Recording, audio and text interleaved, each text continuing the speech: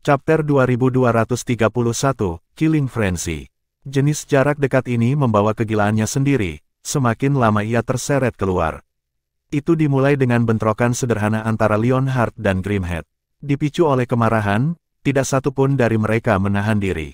Setiap serangan adalah pukulan mematikan yang bertujuan untuk mengambil nyawa lawan. Kemarahan menyebar seperti api di kurangnya pengendalian diri. Tidak lama kemudian, banyak iblis titan melemparkan diri ke medan. Tidak mau kalah, iblis monster mengerumuni medan perang dengan jumlah superior mereka. Huru-hara hebat, kacau terjadi. Leonhard dan Grimhead seimbang, sehingga tak satu pun dari mereka menderita cedera sejak awal meskipun intensitas head-to-head mereka. Tetapi dengan pertempuran pada umumnya, baik keuntungan jumlah monster iblis dan kekuatan individu iblis titan memanifestasikan diri mereka, dan korban muncul hampir pada pukulan pertama ledakan kekerasan. Beberapa berdarah, beberapa mati, yang lain dipenggal, dan beberapa dipenggal. Iblis-iblis titan memiliki kekuatan untuk disisihkan dan bertarung dengan ganas.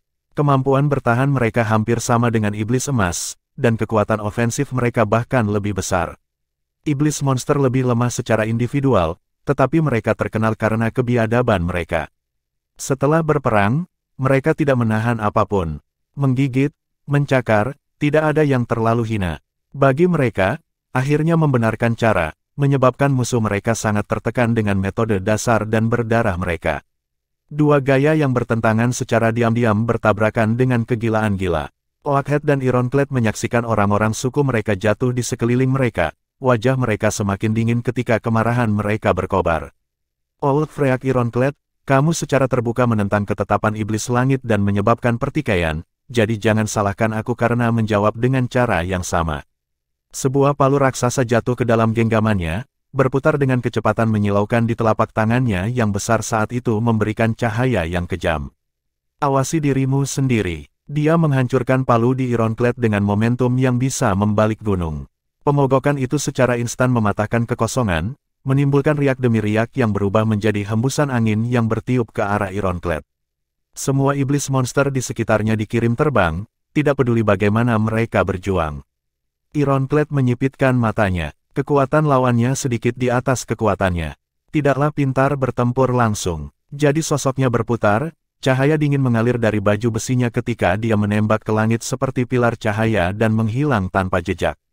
Palu Oakhead akhirnya gagal menemukan tandanya, tetapi dia tersenyum nakal, setelah berharap tidak kurang.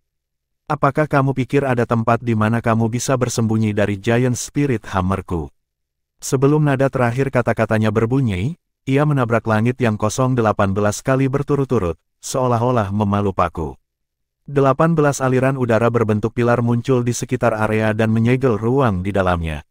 Seolah memiliki energi iblis tak terbatas, palu itu berubah menjadi gunung aneh yang berkibar di udara secepat angin, mencari musuh yang terperangkap. Palu memiliki sensitivitas yang tangguh. Pada gerakan sekecil apapun yang dirasakan, itu akan berubah menjadi gunung pemeteraian ilahi untuk menghancurkan targetnya. Di tempat lain di medan perang, pertarungan antara Leonhard dan Grimhead juga mendekati klimaksnya. Keduanya kira-kira sama rata, tetapi setelah dua transformasi berturut-turut, kekuatan Leonhard yang meningkat mulai menekan momentum Grimhead. Namun, berkat fisik tangguh yang terakhir dan gaya bertarungnya yang agresif, ia masih berhasil menukar pukulan demi pukulan. Dalam keadaannya sekarang, vitalitas Leonhard yang meluap-luap memancarkan aura yang melayang ke langit. Kekuatan garis keturunannya saat ini paling kuat. Dia melolong ke langit, menciptakan gelombang suara menakutkan yang berubah menjadi pedang nyata yang tak terhitung jumlahnya untuk menebas Grimhead dalam badai logam. Bila-bila itu bertransformasi di udara menjadi segala macam bentuk fantastik yang diliputi niat membunuh yang suram. Setelah dikepung oleh serangan ini, bahkan tubuh Titan Iblis yang tangguh pasti akan menderita luka, tetapi didorong oleh nyala api pertempuran, Grimhead melawan balik dengan gegabah. Menggumamkan mantra, tubuhnya juga berubah. Iblis Titan memiliki teknik berjudul Runic Stone Scale. Bersamaan dengan mengubah daging menjadi kulit, ia meningkatkan pertahanan berlipat ganda. Setiap kultivator Iblis Titan dapat kurang lebih mengolahnya, tetapi hanya mereka yang berada di alam ilahi yang dapat menggunakannya sepenuhnya. Misalnya, kecakapan Grimhead telah mencapai tingkat yang luar biasa. Akan sulit baginya untuk bertahan dari badai pedang tajam Leonhard, tetapi runik Stone Scale menambahkan lapisan pelindung tambahan di atas kulitnya yang hampir mustahil ditembus oleh para pembudidaya pada tingkat yang sama. Tentu saja, teknik itu bukan tanpa cacat, yakni, durasinya terbatas. Itu tidak bisa dipertahankan lama, dan tentu saja tidak untuk durasi penuh pertarungan yang berkepanjangan. Leonhard tidak terbiasa dengan ketangguhan runik Stone Scale. Dia menggertakkan giginya dan mencengkeram udara, lengannya membentur seolah melambaikan kaki singa yang besar. Sama mengerikannya seperti pedang dewa, setiap cakar dipenuhi dengan niat membunuh. Tergores sedikit pun bisa membelah seseorang menjadi dua. Tapi Grimhead bukanlah mangsa yang mudah. Dia menuangkan semua kekuatannya ke runik Stone Scale dan memanggil cambuk di tangan. Begitu cakar raksasa mencengkeramnya, ia menggunakan runik Stone Scale yang bertenaga penuh untuk mengatasi pukulan itu. Sementara itu, cambukannya berubah menjadi sinar cahaya yang memotong jarak, dengan ganas terbang di dahi Leonhard seperti meteor yang melayang di bulan. Ini akan merebut kemenangan dari rahang kekalahan. Dia tidak berharap serangannya akan mengenai, tetapi dia setidaknya bisa menunda serangan iblis Titan dan mencegah serangan berikutnya, memberinya cukup waktu untuk mempersiapkan langkah selanjutnya. Tapi kemudian, sesuatu yang aneh dan tak terduga terjadi. Leonhard memperhatikan cambuk itu terbang dengan caranya sambil tersenyum menghina di bibirnya. Dia tidak terlalu memikirkan serangan itu. Itu bisa dengan mudah dihindarkan dengan gerakan ke samping yang sederhana dan kecil. Tetapi ketika sosoknya bergerak ringan untuk menghindar, tubuhnya tiba-tiba menegang, seolah diikat oleh kekuatan aneh di sekitarnya. Dalam sekejap itu, dia dipukul tak bergerak sementara cambuk menghantam jalannya dengan momentum penghancuran bintang. Chapter 2232, The Situation Worsens. Ketakutan bahwa dia tidak pernah merasakan sebelumnya tiba-tiba mencengkeram Forevater Leonhard. Kekuatan menahan yang aneh melemparkannya ke dalam lubang keputusasaan dan akan mengakhiri ajalnya. Bang! Flail memukulnya tepat di kepala. Tidak berdaya, kepalanya meledak seperti semangka. Tubuh tanpa kepalanya berkedut sia-sia di udara saat jiwanya naik dalam asap.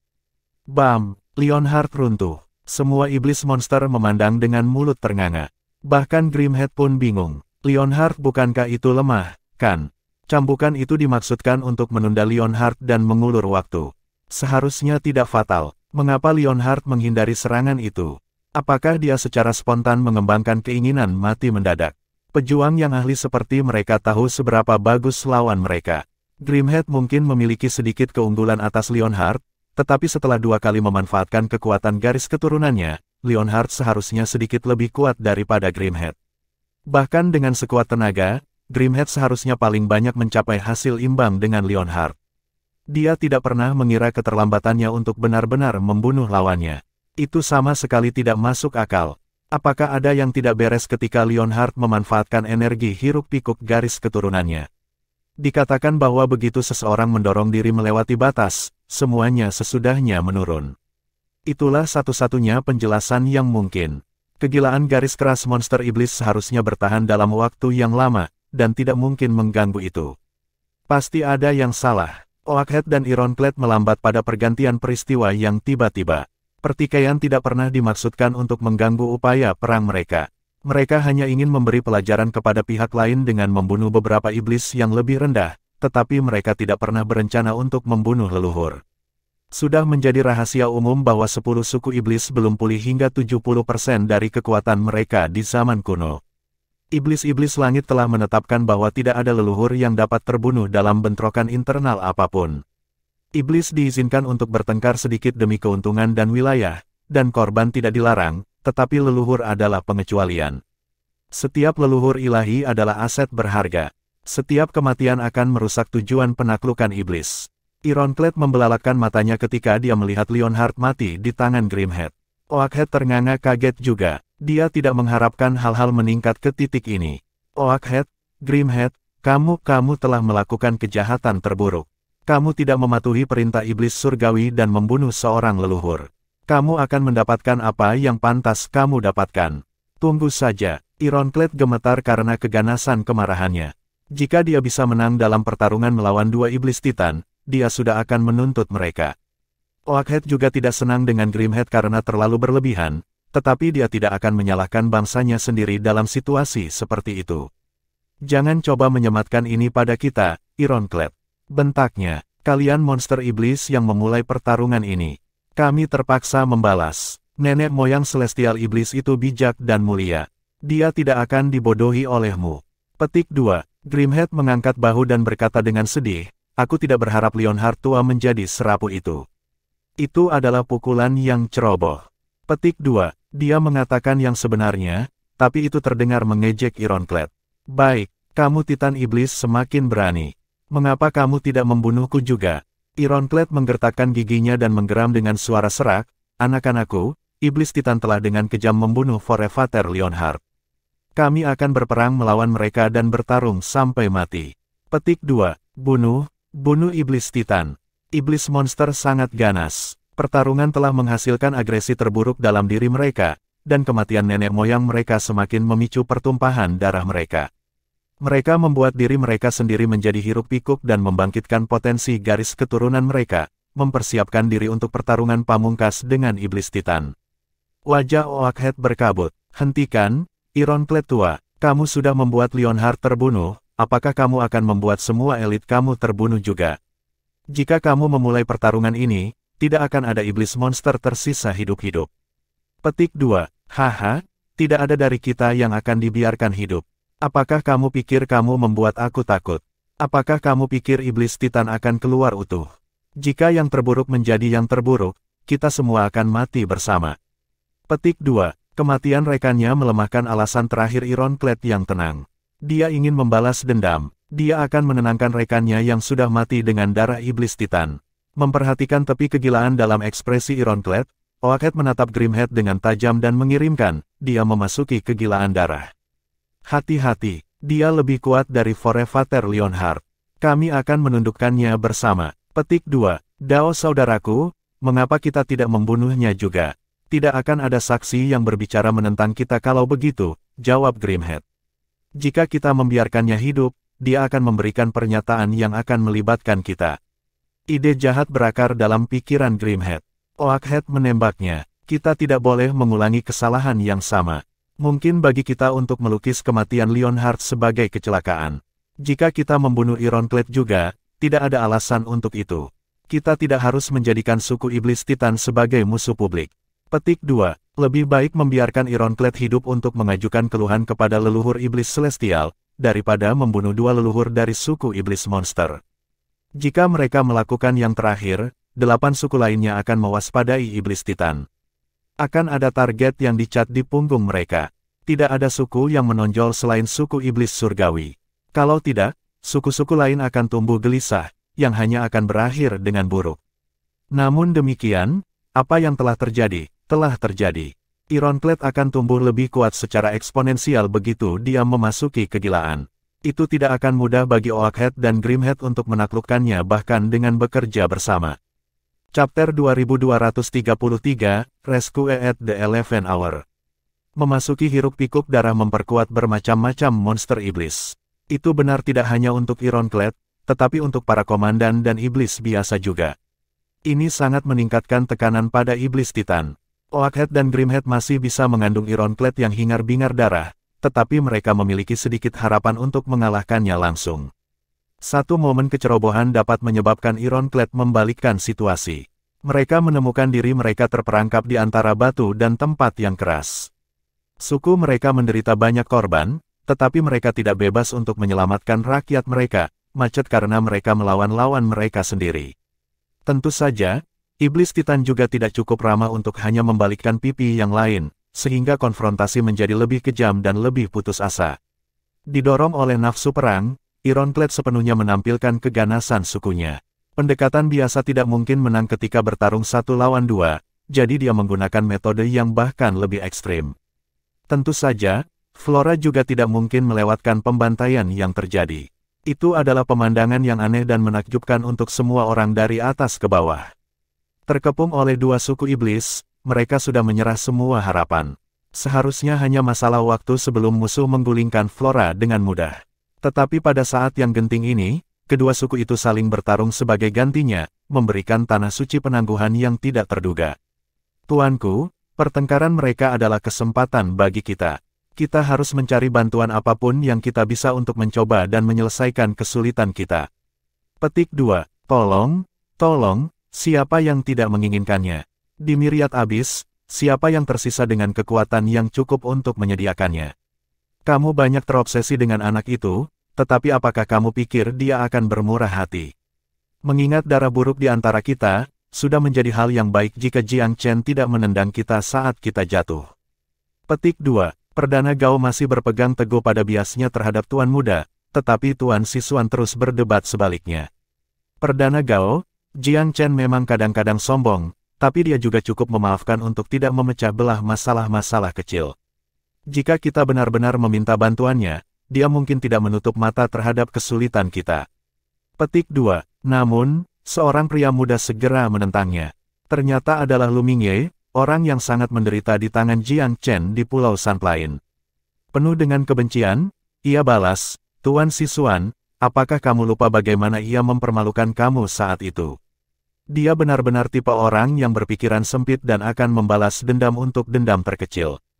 Memohon padanya hanya akan membuat kita diejek. Petik 2. Dia diam-diam membenci Tuan Muda dan lebih baik mati daripada menerima bantuannya. Apakah Jiang Chen akan menyelamatkan mereka? Tentu saja tidak, dia hanya mengejek dan mengejek mereka. Namun si King Lu, menyela dengan pelan, aku telah melawannya. Dia memang licik dan licik. Tetapi dia membawa dirinya sendiri dengan bantalan yang jarang aku lihat pada orang biasa. Aku tidak berpikir dia dengki seperti yang kamu katakan. Petik 2. Permaisuri racun si King Lu telah menjadi batu loncatan bagi Jiang Chen selama kompetisi para jenius. Dengan benar, dia harus membencinya setelah kenaikannya menjadi menonjol dengan biaya selama kompetisi. Tetapi yang mengejutkan orang banyak, dia tampaknya tidak menentangnya dan bahkan berbicara mendukungnya. Sikap Sisuan dan si King Lu membuat Perdana Gao diam-diam gelisah. Bahkan, si King Lu sangat menyadari bahwa Tuan Muda telah menunjukkan pengekangan terhadapnya, jadi baginya, citranya adalah seorang pria berprinsip dan bukan tipe kecil. Banyak rumor yang mengelilinginya tahun ini telah meningkatkan rasa ingin tahu tentang pria yang pernah mengalahkannya.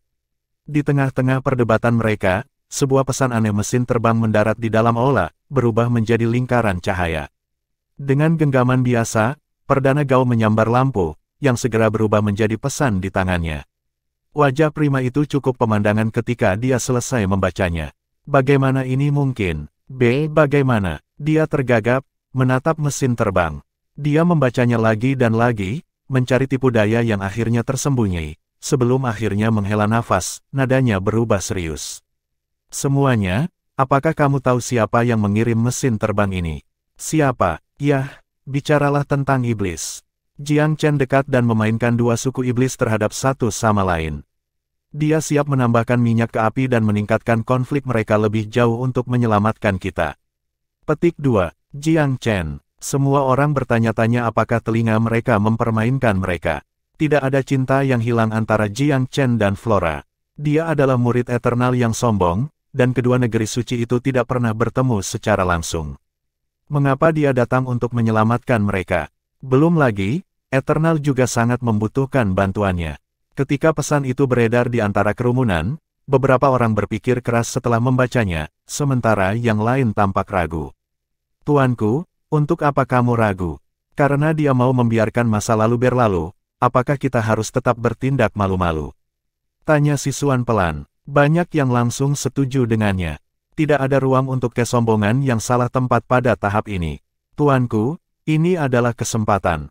Kita harus mengkoordinasikan upaya kita dengan Tuan Muda dan membasmi dua suku iblis. Petik 2. Kalian semua terlalu optimis. Bahkan jika dia ada di dekatnya, apakah kamu pikir dia akan berani membangkitkan iblis sendirian? Petik 2. Itu benar, tidak ada makan siang gratis di dunia ini. Siapa yang tahu apa yang dia rencanakan? Petik 2. Mereka yang tidak menyukainya secara alami mengambil sikap sebaliknya. Mereka curiga niatnya tidak begitu murni, dan bahwa dia pasti merencanakan untung dari kemalangan mereka. Chapter 2234, Were Widupet. Perdana Gao tidak menyukai Jiang Chen untuk memulai, sehingga para penentang membuatnya semakin ragu-ragu. Untungnya, sebagian besar tetap berpikiran jernih. Tidak banyak yang menyebabkan keributan. Mustahil bagi Flora untuk menyelesaikan pengepungan iblis itu sendiri. Alangkah indahnya jika Jiang Chen bisa membantu mengangkat pengepungan. Itu adalah opsi yang pantas ditelusuri, tidak peduli apakah harganya astronomi. Seorang tetua berteriak, Perdana Gao, kami sudah menghapus permusuhan kami dengan tanah suci abadi setelah aliansi. Situasi di Myriad Abyss jelas tidak lagi sama. Melawan agresi jahat iblis, berpegang teguh pada bias lama dan sektarianisme tidak lain adalah merusak diri sendiri. Bahkan jika Tuan Muda Jiang Chen memiliki agendanya sendiri, masih lebih baik daripada membiarkan iblis menguasai kita dan menghapus warisan kita. Izinkan aku bertanya kepada kamu, bisakah Jiang Chen melakukan sesuatu yang lebih merusak daripada invasi iblis? Petik 2. Bahkan, ketika dimasukkan ke dalam istilah sederhana seperti itu, pilihan itu tampaknya tidak terlalu sulit.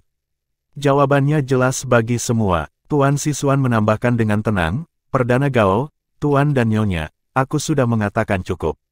Apakah kita harus berpegang teguh pada prasangka ketika kelangsungan hidup tanah suci kita dipertaruhkan? Bahkan jika kita mengabaikan apa yang dia lakukan untuk kita sekarang, bisakah dia lebih mengerikan daripada iblis? Jika dia meninggalkan kita sekarang, apakah menurutmu musuh kita tidak akan memiliki kekuatan untuk berurusan dengan kita begitu mereka kembali ke akal sehat mereka? Petik 2. Memang, mereka yang tidak menyukai Jiang Chen menyimpan fantasi bahwa perselisihan internal iblis menandakan akhir dari pengepungan. Sayangnya, kenyataan itu kejam.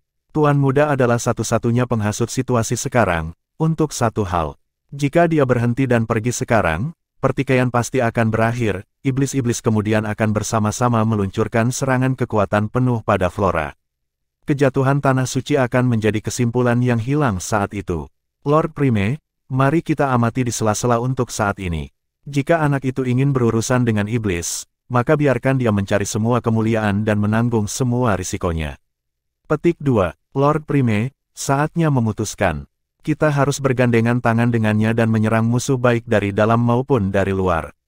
Petik 2. Kedua belah pihak menempel kuat pada posisi mereka. Tetapi secara keseluruhan, lebih banyak yang mendukung bermitra dengan jenius abadi, sementara lawan mereka berada di minoritas. Belum lagi, alasan mereka terlalu mengada-ada. Sedikit demi sedikit, pertempuran di luar mengikis garis pertahanan-pertahanan tanah suci, secara bertahap memecah rune formasi dan menghancurkan benteng.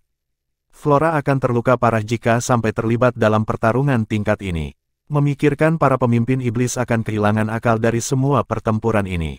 Jika bukan karena korban yang berlebihan, aku bahkan akan mencurigai adanya jebakan yang disengaja. Petik 2. Betul, iblis terlalu eksentrik untuk dinilai oleh standar manusia. Petik 2. Semuanya, lihat, apa yang terjadi. Teriak seseorang dengan heran. Pertempuran di luar telah mengambil giliran baru.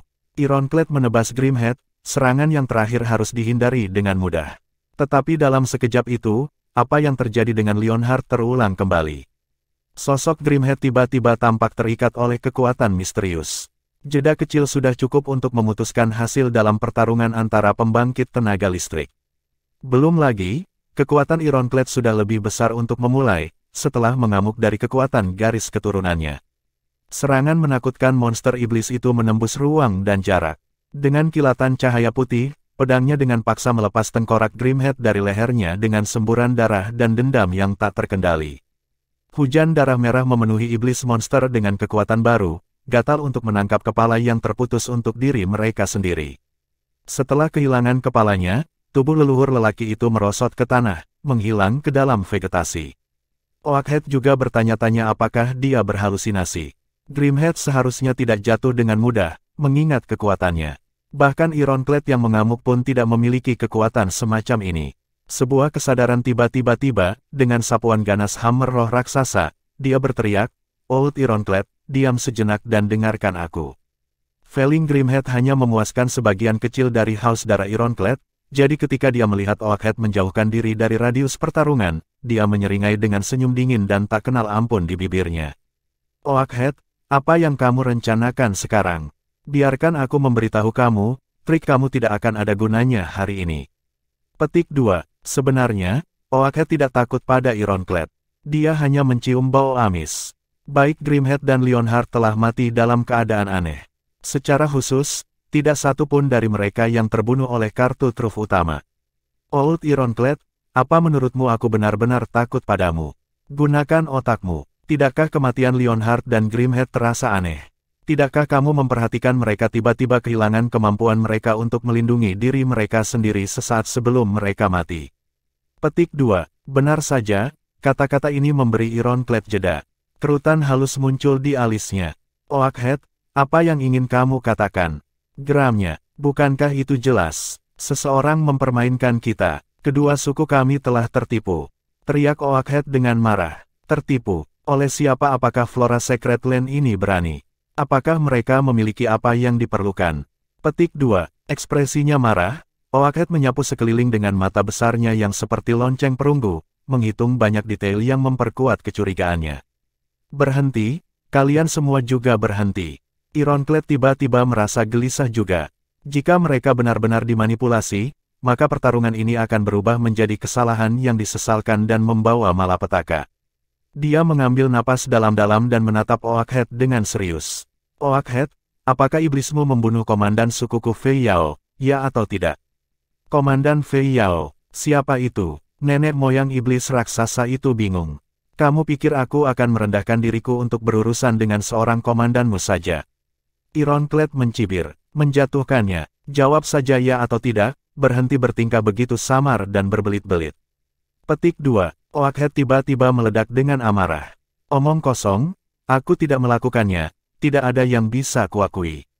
Berani bersumpah. Ironclad mengikuti dengan serius. Sumpah apa? Kamu pikir aku berbohong tentang itu? Plus, kami membunuh Leonhard kamu, tetapi kamu juga membunuh nenek moyang kami. Kamu tidak punya hak untuk mengeluh, geram Oakhead frustrasi. Namun demikian, semakin keduanya menganalisis situasi, semakin perasaan ditipu menusuk mereka. Seseorang telah menjalankan lingkaran di sekitar mereka. Chapter 2235, Jiang Chen Sos himself. Reaksi cepat muncul saat mereka menyadari kebenaran. Semakin banyak detail yang tiba-tiba tampak aneh setelah mereka memikirkan analisis. Secara khusus, perilaku Leonhard dan Grimhead sebelum kematian sama sekali tidak seperti biasanya dan jauh di bawah tingkat normal mereka. Seseorang mengganggu gerakan mereka pada saat itu yang aku yakin. Begitulah cara mereka mati. Oakhead berteriak dengan geram. Ironclad belum dapat memastikan kebenaran kematian Fei Yao dari kata-kata Oakhead, jadi dia bersikeras, Oakhead, sebagai iblis, kami tidak pernah membiarkan penghinaan dibiarkan begitu saja, jadi jawab aku, apakah kamu membunuh Komandan Fei Yao atau tidak? Omong kosong, Komandan apa Fei Yao? Itu tidak ada hubungannya dengan kita. Oakhead yang tidak bersalah secara alami tidak ingin menjadi kambing hitam. Apakah itu benar-benar tipuan? Ironclad masih tidak mau membiarkan masalah itu pergi. Tapi dengan cara itu menghancurkan tubuh dan memakan jantung, bukankah itu teknik yang biasa dilakukan oleh sukumu? Idiot, dungu, tidak bisakah teknik bisa ditiru? Oakhead marah. Monster iblis datang untuk mencari darah untuk alasan sederhana ini. Jika aku membunuh gorengan kecil semacam itu, apakah menurutmu aku akan meninggalkan mayatnya untuk memberimu petunjuk yang jelas? Apa aku sebodoh itu? Petik 2. Cahaya yang berkelip di mata Ironclad menjadi saksi konflik batinnya. Jauh di lubuk hati, dia sudah mulai menyadari bahwa dia mungkin salah paham tentang iblis Titan. Jelas, yang terakhir datang untuk mencuri sebagian dari sumber daya Flora, tetapi untuk membunuh seorang komandan secara terbuka. Tindakan keterlaluan seperti itu sama sekali tidak perlu. Kalau begitu, apa yang sebenarnya terjadi? Jeritan mengerikan di dekatnya tiba-tiba memotong keraguannya. Semakin banyak iblis di sekitarnya mulai tersandung dan terhuyung-huyung dengan sembrono. Di sekeliling mereka, gelombang emas spontan menghantam jalan mereka. Pasang naik ke depan dari segala arah. Di bawah sorotan matahari, sinar itu menyinari emas yang luar biasa, memancarkan sinar yang luar biasa dan cemerlang saat melanda daerah itu seperti tsunami dan menenggelamkan banyak iblis. Oh, tidak, itu tikus. Itu gerombolan makhluk buas roh. Teriak Oakhead. Hatinya tenggelam ketika dia memahami sifat fenomena. Pemandangan itu juga membekukan hati Ironclad. Dia melihat tikus emas yang tak terhitung jumlahnya berkumpul menjadi lautan emas. Lapar dan tak terpuaskan, tikus-tikus itu tanpa henti menelan pasukan dan sukunya. Iblis adalah ras yang sangat kuat, namun mereka diiris dan dipotong dadu oleh gelombang gold beater tikus untuk berakhir sebagai makanan di perut mereka. Mereka mencoba melawan, tentu saja. Mereka berjuang untuk hidup tercinta. Tetapi perbedaan jumlahnya terlalu besar, iblis-iblis itu membunuh semua tikus yang bisa dijangkau, dan membunuh mereka lagi, tetapi kerumunan yang tak berujung itu terlalu berat untuk ditanggung. Musuh terus melaju ke depan, segera mengisi ruang kosong yang diciptakan oleh saudara mereka yang mati, bergegas maju lagi dan lagi dalam gelombang yang tidak pernah berakhir, seolah-olah ada persediaan yang tak terbatas dari mereka. Bahkan kelas atas iblis berat dingin ke tulang oleh pemandangan. Oakhead berdiri pucat ketika dia menyaksikan tikus-tikus memanen nyawa anggota sukunya, kerangka besar mereka diseret ke tanah oleh tikus-tikus kecil. Mereka menjadi makanan begitu mereka tumbang. Bahkan tulang-tulangnya pun selamat. Bahkan seorang leluhur seperti dia merasakan rambutnya berdiri tegak di tempat keriting darah seperti itu. Berhenti bertarung, anak-anak, ambil ke udara dan lari ke langit. Jangan terjebak di tanah. Ia mentransmisikan melalui kesadaran kepada pasukannya yang terkepung. Namun, ketika dikepung oleh Gold Beater tikus, melepaskan diri lebih mudah dikatakan daripada dilakukan. Semua orang tahu bahwa melarikan diri ke langit adalah solusi terbaik. Sayangnya, tikus memenuhi seluruh lingkungan, tidak meninggalkan ruang untuk mundur. Untuk melepaskan diri adalah perjuangan yang berat, dan yang lebih penting, beberapa telah mencoba metode ini, tetapi persepsi tikus terlalu tajam, sebelum roh-roh jahat dapat sepenuhnya terbang ke langit, tikus-tikus itu akan melemparkan diri mereka ke udara untuk memotong jalan keluar musuh mereka. Sialan, ada apa dengan tikus-tikus ini? Apakah Flora membesarkan begitu banyak dari mereka? Menggigil di punggung Ironclad, Oakhead mendengus dingin, tidak menurunkan kewaspadaannya untuk sesaat, dia berseru, "Kamu idiot, bisakah kamu lihat sekarang kamu dipermainkan?" Ironclad sebenarnya sudah lama memahami fakta ini, tetapi dia hanya tidak mau mengakuinya dengan keras. Oakhead, jika bukan karena intrusi tak tahu malu sukumu, Flora pasti sudah menjadi milik kita. Kita bisa menggunakan tanah suci untuk memperluas kekuatan kita. Sebaliknya, kita sudah terperosok di sini begitu lama, dan sekarang kita dibantai oleh sekelompok tikus busuk ini. Ironclad mengeluh dengan getir. Huff, bukankah agak terlambat untuk mengeluh tentang itu? Tidak bisakah kamu memberitahu musuh yang mencoba mengubur kami hidup-hidup? Suara Oakhead terdengar pelan, suram. Siapa itu? Siapa di Myriad Abyss Island yang bisa mempermainkanmu dan aku? Tiba-tiba sebuah nama muncul di benak Ironclad. Ada sosok baru di antara manusia, seorang anak bernama Jiang Chen. Mereka mengatakan dia memberikan kerusakan besar pada iblis emas. Petik 2. Jiang Chen. Seperti kutukan, kedua karakter itu melintas di benak para leluhur. Oakhead mengambil napas dalam-dalam dan tiba-tiba melolong ke langit. Jiang Chen, leluhur ini tahu kamu dalang yang tersembunyi. Jika kamu benar-benar jenius manusia, kamu harus memiliki keberanian untuk keluar dan bertarung di tempat terbuka. Berkeliaran, selalu menggunakan trik kecil, itulah sikap pengecut. Petik 2. Hilang sudah keraguannya. Dia sekarang hampir positif Jiang Chen adalah dalang. Tawa tenang tuan muda terdengar dari langit. Nah sekarang, Forefather Oakhead, bukankah kamu yang cerdas? Tapi bagaimanapun sudah terlambat. Petik 2. Huff, tentu saja, ini kamu. Oakhead mencibir. Manusia benar-benar tidak memiliki penerus yang layak. Apakah pilar mereka anak-anak yang masih basah di belakang telinga? Jiang Chen, kamu harus diam-diam bersembunyi di wilayah manusia. Datang ke Myriad Abyss Island akan mengejam malapetaka kamu sendiri. Petik 2. Seperti matahari yang terik, bola emas iluminasi muncul di langit. Sosok Jiang Chen yang mengesankan muncul di antara awan. Chapter 2236, To Shoot Off the Head of the Snake. Jiang Chen, Oakhead dan Ironclad saling melirik dengan bingung. Mengapa Jiang Chen berani menunjukkan dirinya? Setidaknya, menurut laporan mereka, kultivasi manusia belum setara dengan mereka. Tetapi apakah dalam kekuatan atau di hadapan, mereka samar-samar merasakan dari pemuda ini aura seorang Grandmaster, seorang pemimpin pada masanya, cukup untuk membuat mereka menghela napas dan memperhatikan. Okvater menatap tuan muda dengan matanya yang besar, mencoba menembus rahasia manusia muda itu. Namun, kilau samar cahaya keemasan menyelimuti yang terakhir membuatnya tampak lebih misterius. Bahkan nenek moyang iblis ilahi seperti mereka tidak bisa melihat keberadaan seperti itu. Mari kita memotong kepala ular. Oldie Ironclad, kamu dan aku, kami akan menangkap anak ini. Oakhead sangat menyadari mereka tidak berdaya untuk membalikkan gelombang tikus, tetapi merebut Jiang Chen adalah usulan yang lebih layak. Mereka berdua telah saling beradu mulut beberapa saat yang lalu, tetapi tiba-tiba bertindak dengan koordinasi diam-diam. Begitu suara Oakhead jatuh, keduanya melesat maju tinggi ke langit, mengasah target mereka sebagai aliran cahaya.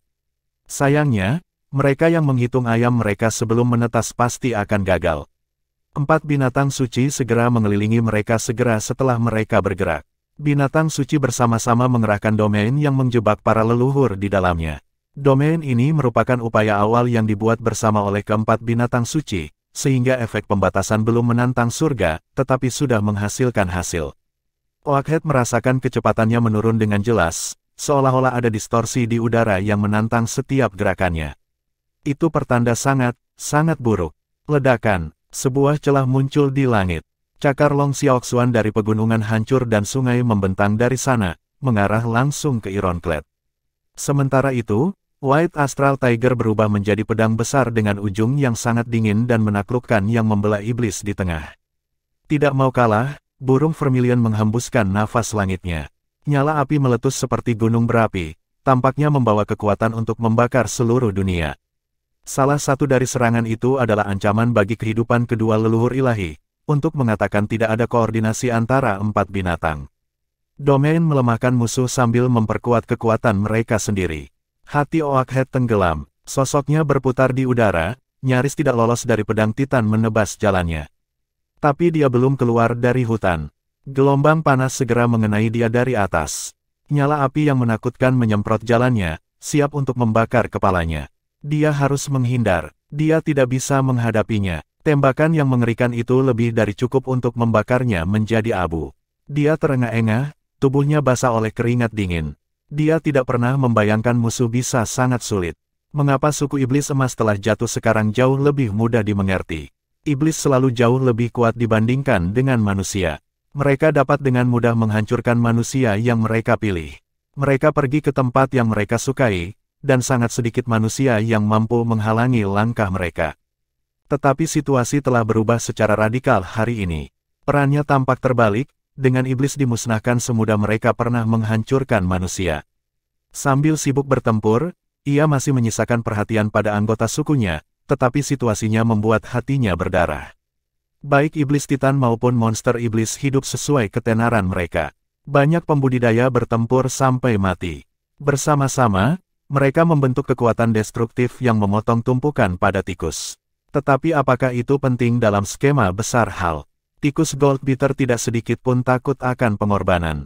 Bahkan jika 100 juta keturunan mati dalam pertempuran, mereka akan hidup melalui teman-teman mereka.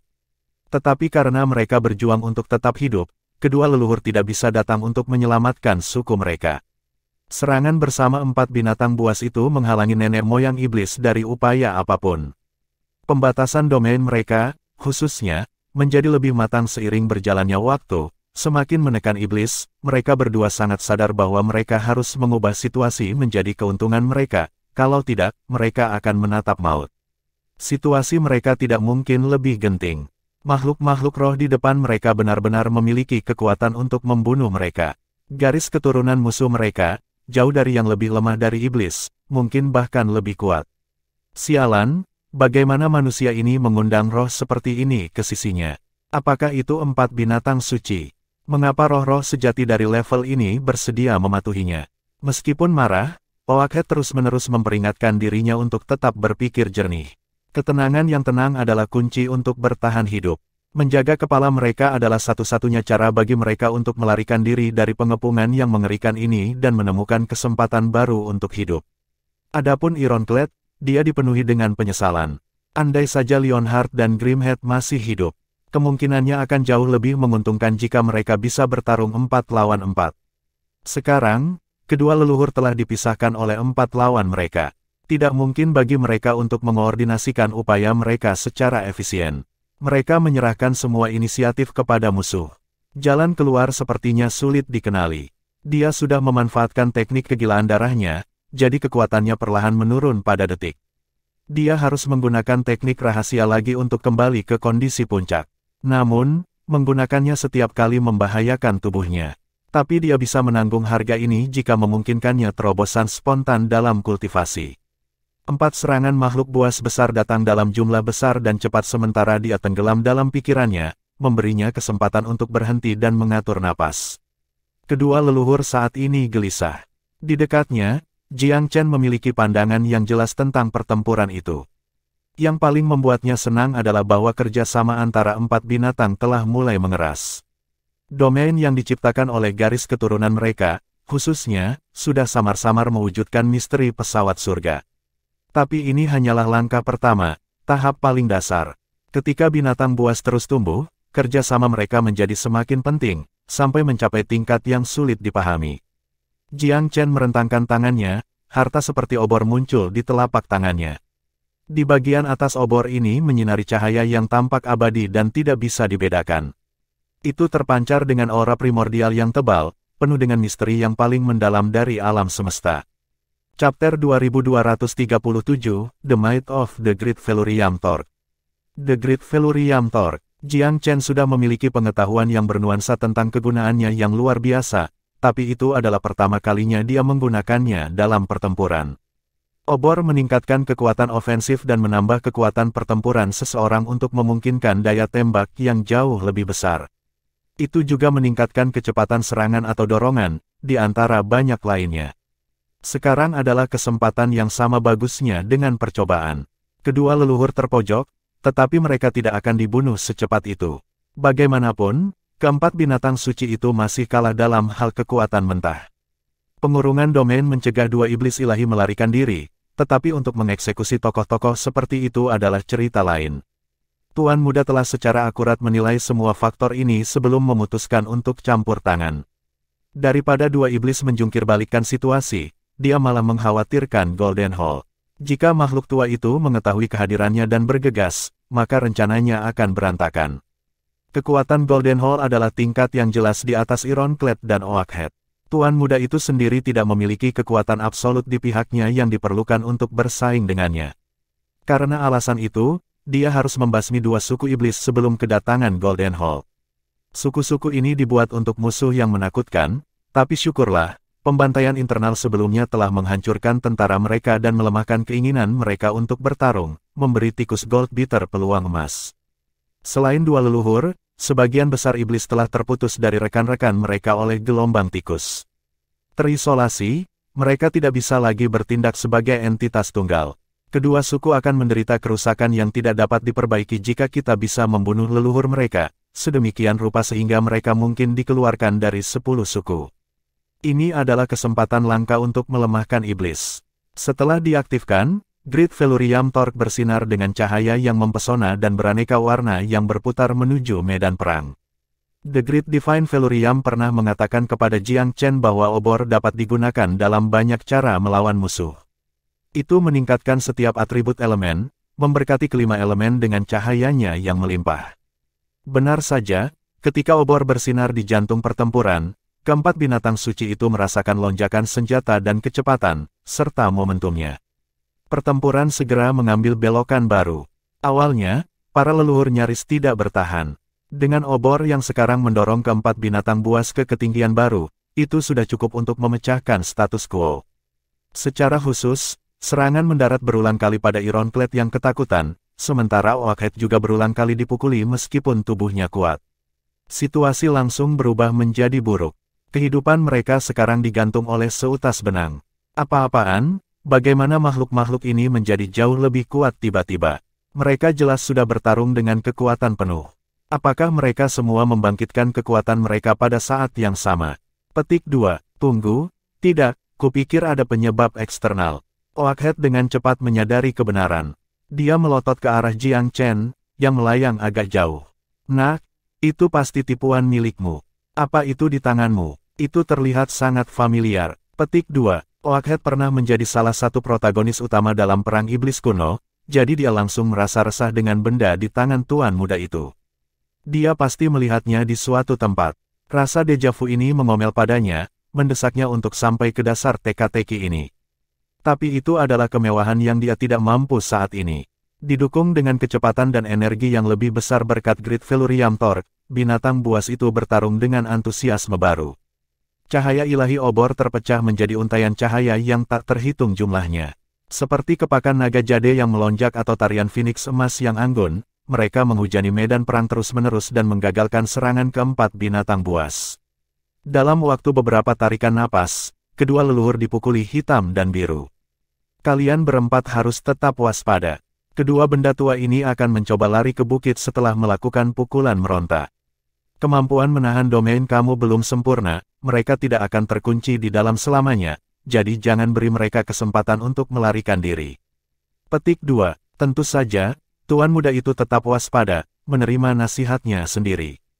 The Great Felurium Torque memiliki kemampuan lain, itu bisa menyempitkan lawan. Ketika lampu beralih ke mode ini, itu bisa menangkap lawan lengah dan menyegel gerakannya sejenak. Bahkan, ditambahkan ke bidang gravitasi penyu hitam, Grimhead dan Leonhard juga telah menjadi korban malang kemampuan ini sebelumnya.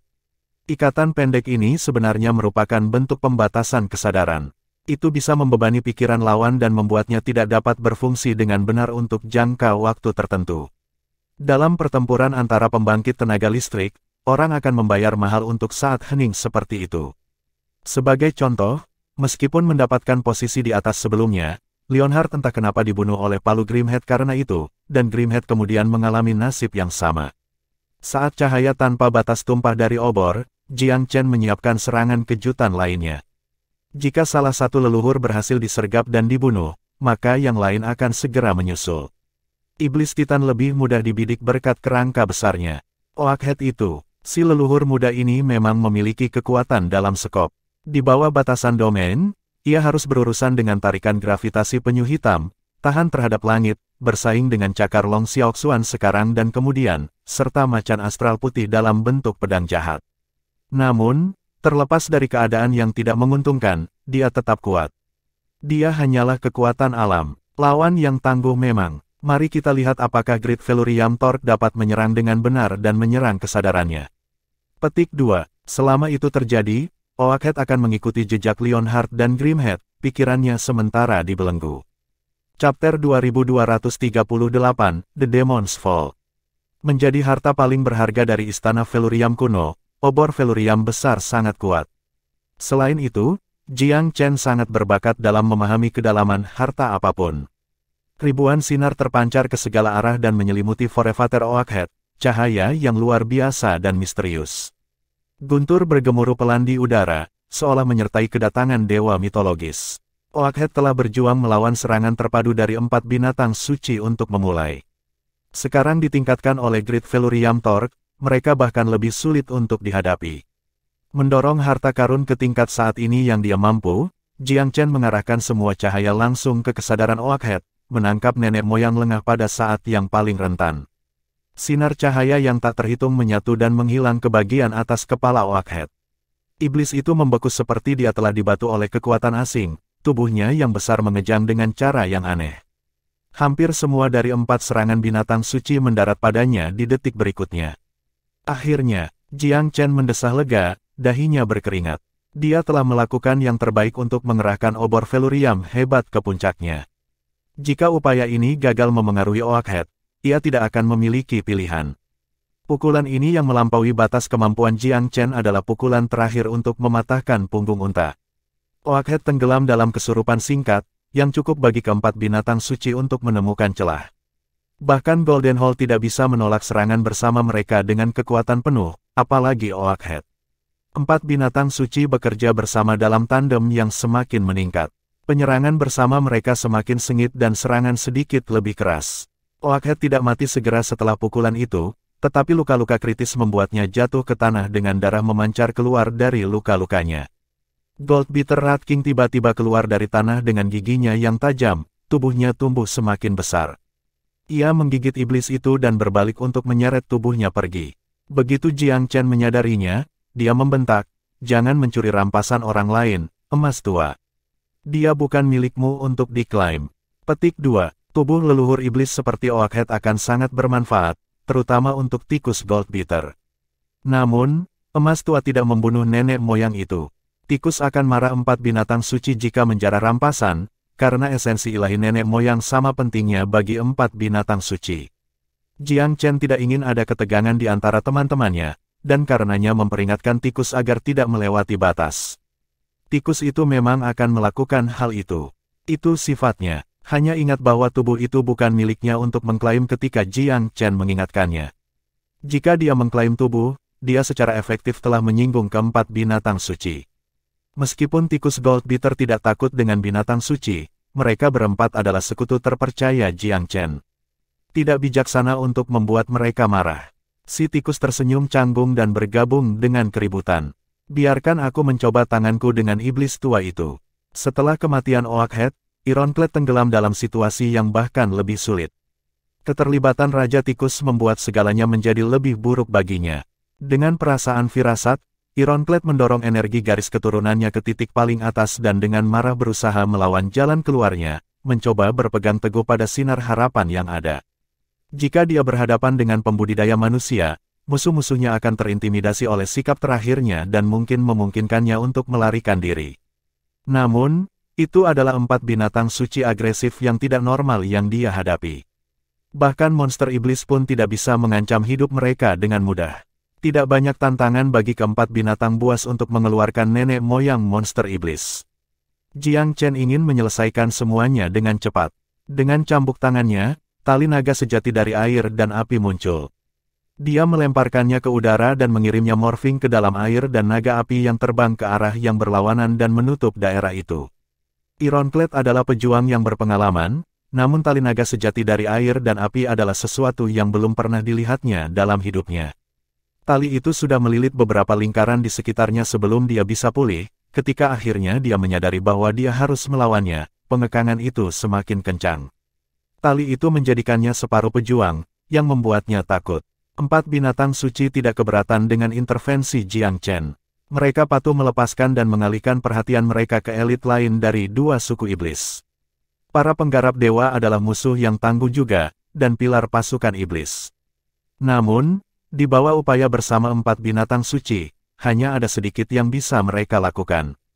Beberapa dari mereka bereaksi dengan cepat dan mencoba melarikan diri, tetapi upaya mereka dihentikan oleh teknik unik empat binatang buas. Kematian nenek moyang ilahi secara substansial menurunkan kekuatan keseluruhan dua suku iblis. Semangat mereka juga berkurang. Akhirnya, kedua suku itu dihancurkan oleh empat binatang suci. Formasi mereka pecah dan pertahanan mereka gagal. Semakin banyak dari mereka menjadi makanan bagi tikus Goldbeater. Jiang Chen melayang di udara sebagai sosok yang mengesankan dia dan mengecam iblis dengan Great Velurium Torque lagi dan lagi. Tanpa nenek moyang ilahi mereka, iblis tidak berdaya melawan cahaya suci. Semakin banyak dari mereka runtuh ketika mereka dipukul. Bunuh semua dari mereka, perintah Jiang Chen. Jangan berikan seperempat. Empat binatang suci bertempur bahkan lebih ganas. Bloodlust meledak di tikus Goldbeater dan mereka menyerbu para korban tanpa henti, sepenuhnya tanpa alasan. Kedua suku itu terbelah, terbunuh, dan dilahap, lalu dibagi, dibunuh, dan dilahap lagi. Jumlah mereka semakin menurun. Tidak ada yang bisa membalikkan keadaan. Satu-satunya hal yang bisa diharapkan oleh kedua suku iblis itu adalah beberapa orang yang selamat melarikan diri dari pertarungan. Kekalahan mereka di atas batu. Hadapi mereka dengan cepat, semuanya. Mari kita selesaikan ini. Jiang Chen mengambil keputusan cepat. Mereka membuat terlalu banyak keributan. Nenek moyang Golden Hall akan datang segera setelah dia menyadarinya. Chapter 2239, Annihilation of Two Tribes. Empat binatang suci menerima perintah Jiang Chen dengan cukup serius. Jika mereka melihatnya sebagai teman dan teman sebelumnya, potensi dan kekayaan yang dipamerkannya sekarang mendorong mereka untuk bergantung padanya. Berbagai macam serangan terhadap roh-roh jahat telah mengajarkan kepada mereka bahwa pemuda itu adalah luka di atas keberadaan mereka. Mereka tidak bisa mulai membayangkan betapa menjanjikannya dia. Tanpa dia, akankah mereka bisa menang melawan iblis emas? Iblis monster. Bagaimana dengan iblis titan? Tentu tidak. Tanpa amarantin Cluedo Fruits yang diberikan Jiang Chen pada mereka, mereka juga tidak akan meningkat dengan cepat. Sebelum berkenalan dengan Jiang Chen, Long Xiaoxuan adalah ranah bijak. Astral White Tiger, seekor anak kucing yang belum ditemukan. Bahkan burung vermilion hanya berada di ambang ketuhanan. Hanya kura-kura hitam yang memiliki dewa sendiri. Setelah mengkonsumsi buah, kekuatan dan kapasitas keduanya terasa meningkat. Dengan cara yang sama, garis keturunan mereka telah dimurnikan. Kedua fakta yang tak terbantahkan itu membuat mereka bisa melihat diri mereka dengan lebih baik. Jiang Chen adalah satu-satunya yang bisa membantu mereka untuk terus meningkat. Dalam pertarungan melawan iblis, mereka tidak akan bisa menang sendiri. Jiang Chen telah menjadi dasar dalam setiap pertempuran. 4 binatang suci dan tikus Gold Beater terus berjuang keras. Raja Muda memegang Great Velurium Torch-nya. Iblis tahu ancaman besar yang ia sajikan, tetapi mereka tidak bisa melakukan apapun kepadanya, bahkan nenek moyang mereka tidak berdaya. Terlepas dari keganasan mereka telah bertemu pasangan mereka dan lebih banyak lagi hari ini. Tikus-tikus ganas itu sangat menyusahkan. Semakin banyak Demonkin kehilangan nyawa mereka. Hal yang sama berlaku untuk tikus Gold Beater, tetapi mereka tidak pernah kekurangan jumlah. Ada begitu banyak dari mereka sehingga mereka tidak punya masalah dengan perang gesekan. Tanah itu sangat hancur sehingga sepertinya ada sesuatu yang menyelimuti semuanya. Puing-puing perang berserakan di mana-mana. Namun, ada sesuatu yang aneh tentang pemandangan itu, selain dari darah di sana-sini yang belum kering, tidak ada yang tersisa dari orang mati. Mayat iblis dan tikus sama-sama telah dibersihkan. Tikus Gold Beater punya kebiasaan makan mati mereka sendiri. Mereka tidak suka meninggalkan mayat kerabat mereka berserakan di hutan belantara, dan menganggap proses itu semacam menghormati teman-teman mereka yang telah pergi. Dengan demikian, tikus mendapat manfaat paling banyak dari kemenangan. Selain dari esensi nenek moyang iblis, binatang suci merawat sedikit hal lain. Setelah medan perang dijemput bersih, pegangan Flora membuka formasi pertahanan mereka untuk menerima Jiang Chen. Apa yang mereka saksikan benar-benar mengejutkan mereka. Jiang Chen tidak merasakan emosi pada kenyataan bahwa Perdana Gao yang dulu pernah bangga telah membuang kesombongannya di hadapannya. Dia berada di atas pertengkaran kecil sekarang. Kita bertemu lagi setelah bertahun-tahun, Perdana Gao. Dia menyapa Perdana dengan senyum tipis. Iya, terima kasih atas kehormatan dan integritas kamu dalam membantu kami, Tuan Muda Jiang Chen. Semua tanah suci Flora berterima kasih karenanya. Petik 2. Ini cukup sopan, tapi masih jauh. Jiang Chen mempertahankan senyum tipisnya. Teman-teman, kupikir Myriad Abyss setidaknya bisa memberikan perlawanan yang cukup besar terhadap invasi iblis. Aku terkejut melihat kenyataan tidak sesuai dengan harapan aku. Petik 2. Flora secara kolektif memerah karena pernyataan ini. Memang, para anggotanya telah berperilaku sangat menyedihkan selama pengepungan iblis. Meskipun selalu membanggakan diri sebagai yang terkuat dari 10 negeri suci, kekuatan kebanggaannya tidak ada apa-apanya di hadapan kekuatan Demonkin. Menonton cara Jiang Chen melawan iblis barusan menunjukkan perbedaan dunia. Apakah mereka mengakuinya atau tidak, dia dan mereka berada di liga yang berbeda. Itu adalah celah yang tidak bisa diisi, tidak peduli sekeras apapun seseorang berusaha. Si Xuan melangkah maju. Aku menghargai gerasi kamu karena mengizinkan aku pulang, Tuan Muda Jiang Chen. Kita melihat sekarang bahwa kita kekurangan terlalu banyak dibandingkan dengan iblis.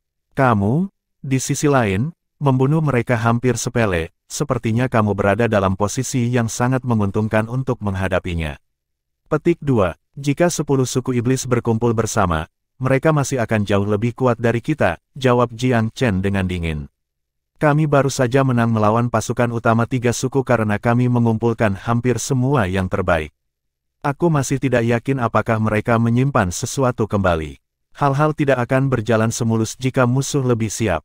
Petik 2. Pada titik ini, ia memiliki pemahaman kasar tentang kemampuan iblis saat ini. Mereka belum memulihkan kekuatan kuno mereka dulu, dan jauh lebih sedikit dibandingkan dengan saat itu. Yang paling penting, iblis tidak tahu apa sebenarnya yang mampu dilakukan manusia. Inilah mengapa mereka berpisah sejak awal. Sudah menjadi rahasia umum bahwa kekuatan manusia telah surut ke tingkat yang tak terukur setelah perang penyegelan iblis kuno. Fakta bahwa Jiang Chen telah mengaktifkan kembali formasi besar jiwa langit surgawi dan memutuskan untuk kura-kura tampak bukti hidup bagi iblis. Masuk akal bagi mereka untuk meremehkan musuh mereka, mengingat hal-hal ini. Bahkan di era kuno, iblis-iblis telah berperang yang kuat.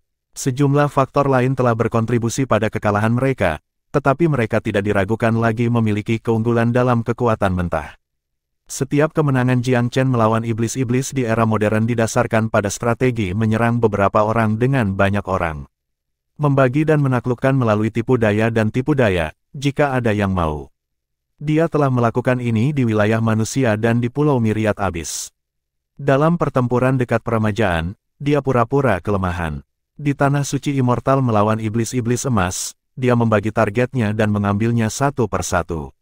Meski begitu, Golden Hole telah membuat mereka terhenti. Melawan monster dan iblis Titan, dia menggunakan ketidaksetujuan mereka untuk mengambil inisiatif. Itu adalah klaim yang sah bahwa Jiang Chen tidak pernah menang melawan iblis dalam pertempuran yang terus terang. Iblis-iblis itu terlalu kuat untuk menjadi penentu kemenangan. Dia tidak sanggup melakukan perang gesekan yang berkepanjangan. Chapter 2240, Requisitioning the Divine Dwelling Grace. Jiang Chen tidak punya alasan untuk menyembunyikan informasi tentang 10 suku iblis. Bahkan, ia berencana untuk menyiarkan karakteristik mereka kepada dunia untuk memberi informasi kepada masyarakat. Dia memahami iblis lebih baik daripada siapapun di Abis Ilahi, dulu atau sekarang. Bahkan nenek moyang, yang memiliki banyak pengalaman pribadi melawan iblis, tidak tahu lebih banyak daripada dia tentang musuh-musuh mereka. Detail tentang gaya bertarung masing-masing suku, preferensi, dan kualitas khusus sangat berguna. Mengetahui musuh hanyalah setengah dari pertempuran. Iblis-iblis itu terus-menerus berhasil menyerang pesawat-pesawat lain karena keragaman keahlian mereka. Tidak ada akhir dari tipu daya mereka. Setelah memahami karakteristik unik mereka, berperang melawan iblis akan menjadi lebih mudah. Untuk membantu upaya perang, membuat informasi taktis utama ini menjadi keharusan. Dalam pertempuran di luar Tanah Suci Flora, iblis raksasa dan monster benar-benar hancur. Jumlah mereka semuanya dimusnahkan. Itu menandai kepunahan 3 dari 10. Berita itu tentu akan membuat banyak komandan iblis gelisah. Iblis kayu adalah satu-satunya kekuatan signifikan yang tersisa di Myriad Abyss. Ada orang-orang dari suku lain yang tersebar di sana-sini juga, tentu saja. Menghancurkan sisa barisan depan iblis sebelum markas mereka bisa bereaksi akan memberikan jumlah kehancuran maksimum kepada iblis. Sebelum itu, Jiang Chen perlu mengambil manfaat dari Flora. Dia tidak berharap Tanah Suci berkontribusi banyak dalam perang, tapi itu adalah puncak nominal Pulau Myriad Abyss, dengan koleksi ramuan roh paling langka dan terbaik di mana saja. Mengambil sebagian dari toko mereka sebagai pembayaran untuk bantuan itu sepenuhnya masuk akal. Perdana Gao, Tuan Sisuan, aku selalu mendengar bahwa Flora Sacred Land memiliki keanekaragaman herbal roh paling banyak di mana saja di Myriad Abyss. Aku perlu beberapa ramuan dan aku bertanya-tanya apakah Flora bisa membantu. Petik 2. Mengulurkan tangan, adalah cara yang ramah untuk mengatakannya. Flora yang bijaksana harus mengambil inisiatif untuk menyebutkan kompensasi. Sayangnya, Perdana Gao bukan orang yang bijak. Lebih tepatnya, dia adalah tipe pria yang langsung melupakan tindakan kebaikan. Flora telah menghabiskan banyak sumber dayanya selama bertahun-tahun di medan perang dunia luar, Tuan Muda Jiang Chen. Dia membuat ekspresi sedih. Toko kami hampir habis. Dia menangis miskin. Senyum Jiang Chen membeku dan ekspresinya menjadi dingin. Aku tidak akan mengganggu Flora lagi, kalau begitu. Suaranya begitu tak bernyawa sehingga suhu langsung turun ke sub 0. Setiap orang yang mendengarnya merasa kedinginan. Bahkan sisa Flora tidak mengharapkan Perdana Gao untuk menolak begitu keras. Jiang Chen telah menyelamatkan mereka hanya beberapa saat sebelumnya, dan jujur, hidup dan warisan mereka dengannya. Tidak sesuai untuk menolak permintaannya, apakah karena kepedulian terhadap kebaikan publik atau kesopanan pribadi. Jika Jiang Chen benar-benar menginginkan herbal roh Flora, dia bisa mengambilnya sendiri tanpa bertanya. Bahwa dia telah meminta adalah tanda penghormatan yang tersisa. Sesuatu yang seharusnya dibalas. Jika Jiang Chen mengambil alih komando Flora menggunakan alasan darurat masa perang, tidak ada yang bisa menyangkal hal itu. Sebagai seseorang yang lebih dari memenuhi syarat, ia memiliki hak untuk melakukannya tanpa banyak celaan. Keseluruhan Divine Abyss berada di pundaknya. Kelangsungan hidup mereka bergantung pada kemenangannya, dan kematian mereka, kekalahannya. Perdana Menteri Gao tahu semua ini, tentu saja, tetapi ia memiliki permusuhan alami terhadap Jiang Chen. Dia tidak ingin dia mengambil apa yang dia lihat sebagai hak Flora. Keempat binatang suci semua dianggap bentuk manusia di sisi Jiang Chen. Perdana Gao, burung vermilion berdesir. Apakah kamu berpikir bahwa Tuan Muda Jiang Chen datang ke sini untuk memeras kamu? Tidak, aku tidak sebodoh itu atau bodoh, Perdana Gao menjawab dengan tergesa-gesa. Kalau begitu, apakah menurut kamu Tuan Muda Jiang Chen tidak berdaya untuk melakukan sesuatu tentang penolakan kamu? Tidak, Perdana Gao mulai pucat. Apakah kamu mengerti berapa banyak pekerjaan yang dilakukan Tuan Muda Jiang Chen setiap hari dalam merencanakan perang? Jika dia membutuhkan bahan untuk beberapa pil yang tidak dapat ditemukan di tempat lain, mengapa dia tidak mendapatkannya? Apakah kamu memanfaatkan kesopanannya? Apakah kamu tidak melihat dia memberi kamu muka? Kata-kata unggas suci tidak memberikan seperempat karena emosinya meningkat. Ada keheningan mutlak dari seluruh flora. Tidak ada yang berani berbicara sepatah kata pun. Nenek moyang tidak ada, tetapi kehadirannya tidak akan ada gunanya. Salah satu dari 4 binatang suci Jiang Chen bisa membantai mereka semua. Sisuan dengan cepat turun tangan saat dia melihat suasana di bawah rata-rata. Kita semua telah melihat upaya Tuan Muda Jiang Chen atas nama kebaikan yang lebih besar, ia terbatuk pelan. Flora telah menghabiskan banyak dalam perjuangan kita sendiri di medan perang Offworld, tapi kami lebih dari senang untuk menawarkan apapun yang masih bisa kita suplai. Setelah menderita kekalahan di tangan Jiang Chen sebelumnya, dia jauh lebih bijaksana dengan pilihan kata-katanya. Para tetua lainnya juga ikut-ikut. Ya, kita harus berkontribusi apa yang kita bisa demi Myriad Abyss, demi Divine Abyss. Kita harus memprioritaskan perang melawan iblis di atas segalanya. Petik 2. Apa yang mungkin kamu butuhkan, Tuan Muda Jiang Chen? Semua orang tahu apa artinya ketidaksukaan Jiang Chen. Jika dia memutuskan untuk melakukan pembunuhan di luar proses hukum, siapa yang bisa menghentikannya?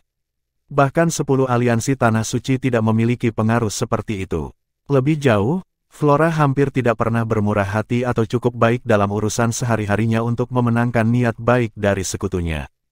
Huff, burung vermilion mendengus. Tuan Muda Jiang Chen sangat membutuhkan Divine Dwelling Grace. Divine Dwelling Grace. Semua orang tersentak dengan nama itu.